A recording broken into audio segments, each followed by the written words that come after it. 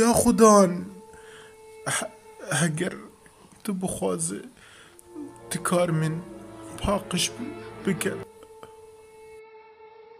Ez dixwazim paqij bibe.